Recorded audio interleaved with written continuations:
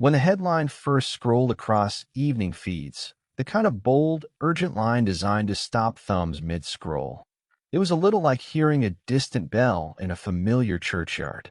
Longtime fans clicked because the name belonged to someone they'd seen grow up on screen, someone whose face and cadence had threaded through living rooms for decades. They expected the ordinary churn of celebrity news, a new project, a throwback photograph, an offhand remark at a gala. What they found over the next few days was quieter and stranger than that. It began with a photograph, not a studio shot or a stylized publicity still. This one was grainy and unedited, taken from the other side of a cafe window. The man in the photo, the man everyone knew, sat at a corner table with a plain paper cup. His posture was neither posed nor startling. He was reading a small battered book as rain made little mirrors on the pavement outside. People noticed the faint lines around his eyes, not because they were new, but because they seemed to settle into a smile, as if a weight had shifted and the face had rearranged itself into equilibrium. The first comments were gentle, sentimental, looks peaceful. Then a thread formed of sharper observation, as threads do. Is that lighter? Calmer? He looks different. Different was a small word, carrying a lot of speculation. Differences in public figures are inspected as if by microscope because they are also mirrors. We check others to see how change might be done. Fans began to gather the breadcrumbs. There was a short video clip shot by someone in a park, a man jogging along a tree-lined path, stopping to tie his shoe, handing a granola bar to a dog walker, laughing at nothing. The footage was unremarkable until a follower froze the frame and described the gesture, a small habitual kindness that suggested presence rather than performance. Another person shared an image from a local charity run. He moved among participants, high-fiving kids, lowering himself to speak at eye level with an anxious adolescent who clutched a ribbon.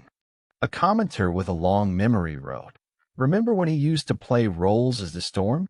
Now he moves like a promise." The more people watched, the more the pattern presented itself. It wasn't about one big reveal or dramatic collapse. It was micro-revelations, a song lyric he hummed on a morning show that he hadn't seemed to like before, a tender pause in an interview where he spoke about the value of doing less and being more, a hand on his wife's shoulder that was less ornamental and more anchor. Fans compiled timelines, comparing clips to ask the question a headline had asked another way. What had changed? Inside the story, the change had a quieter origin. For years, his days had been a metronome of call times, lines, and public appearances, the reliable, steady beating required of a working actor. But the routine had worn grooves in unexpected places, late nights stripped of sleep, rehearsals interrupted by a text or a call, meals eaten in between scenes. There had been a season, a series of small inconveniences, and a near miss on a set stairwell that made the margins of life feel suddenly thin. He woke one morning with a list where every item was the same, breathe. He did not announce a grand plan. He did not publish a manifesto or stage a press conference. What he did was rearrange the little things.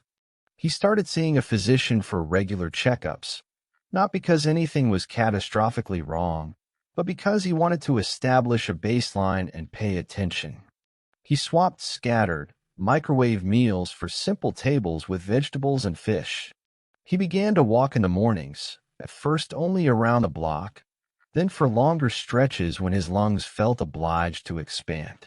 He drank water like currency and folded 10 minutes of meditation into otherwise impenetrable days.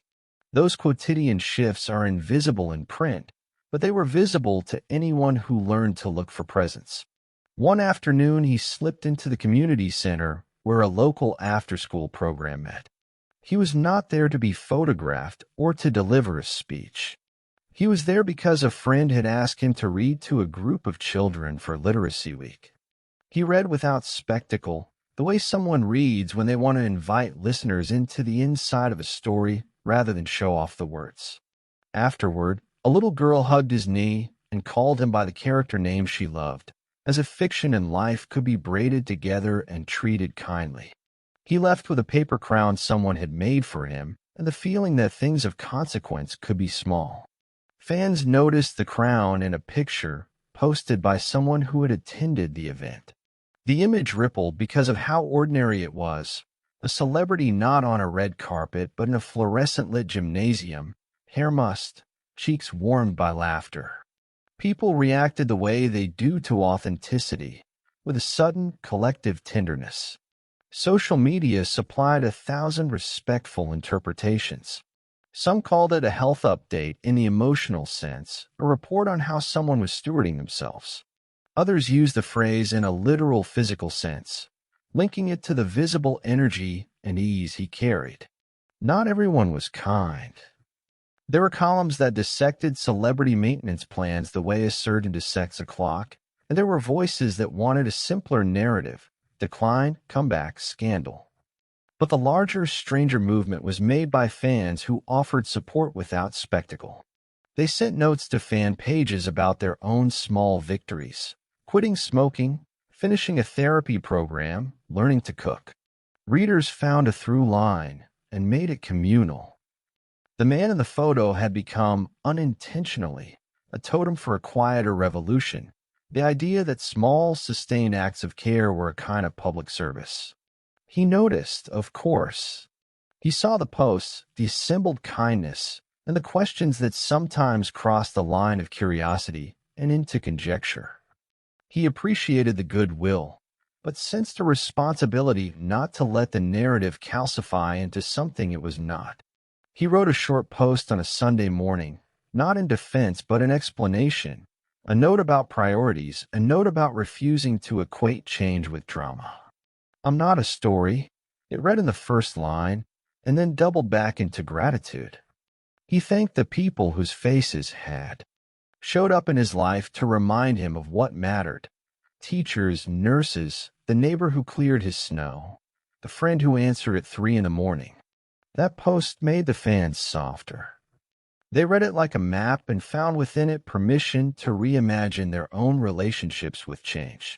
Soon there were comment threads with people offering quick health tips, nothing prescriptive, mostly experiential. "I started walking every morning, and my mood changed. Meditation saved my patience with my kids."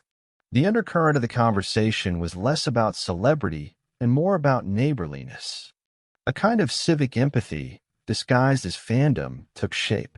Inside his home, the changes did not register as headlines. There were ordinary arguments about laundry, a broken coffee machine, a child who had a fever one minute and a joke the next. Those domestic scenes were ordinary and tender in equal measure because they were unscripted.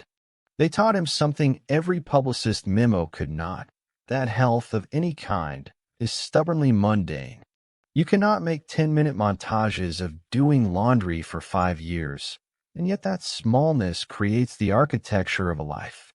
He began to teach his children small rituals. One was borrowing a phrase from an old neighbor.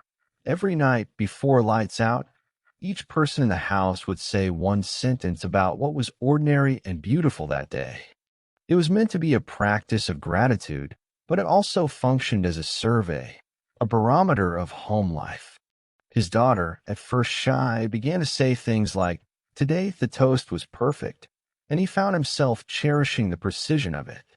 Fans responded to this too, in their own way. They began to post about ordinary gratitude with tags that referenced the headline, as if trying to turn the clickbait into a movement.